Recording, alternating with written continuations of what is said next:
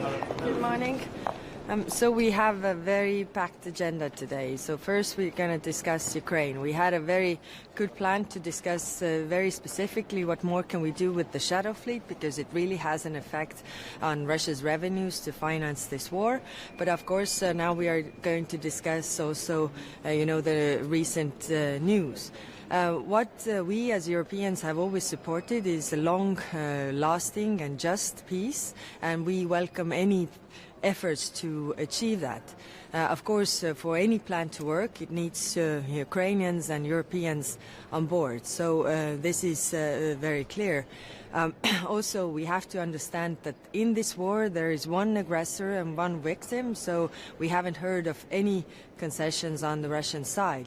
I mean, if Russia really wanted peace, it could have agreed to unconditional ceasefire already some time ago, whereas we see again over this night bombings of civilians. 93% of Russian targets have been civilian infrastructure, I mean schools, hospitals, apartment buildings, to really kill a lot of people and cause as much suffering as possible.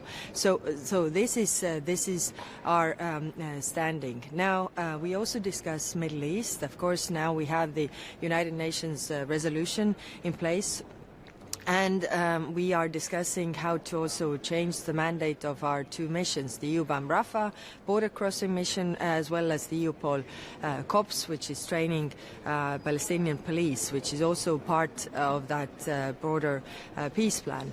Then we have a comprehensive discussion on Sahel planned. We have a new strategy in place, and we need a mandate to continue with that, how we engage with the countries in Sahel.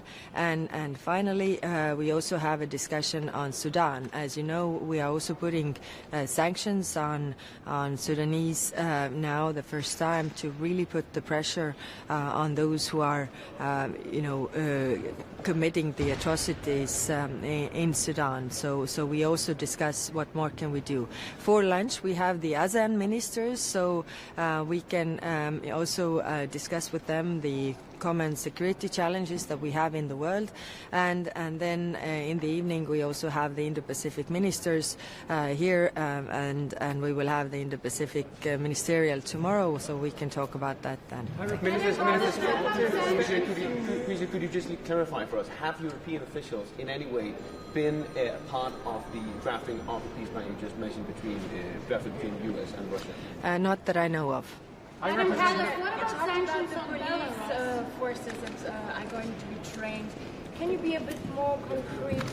Where is it going to happen? Who's going to be involved? Mm-hmm. We already have the EUPOL COPS mission that is helping, with the Palestinian Authority. So, of course, we have also today the Palestinian donor group meeting, which is the discussions with the Palestinian Authority about their reforms as well, which are needed. But coming to your question, then the plan is to train 3,000 Palestinian policemen, to cover the border and really have what police does, I mean, in a country.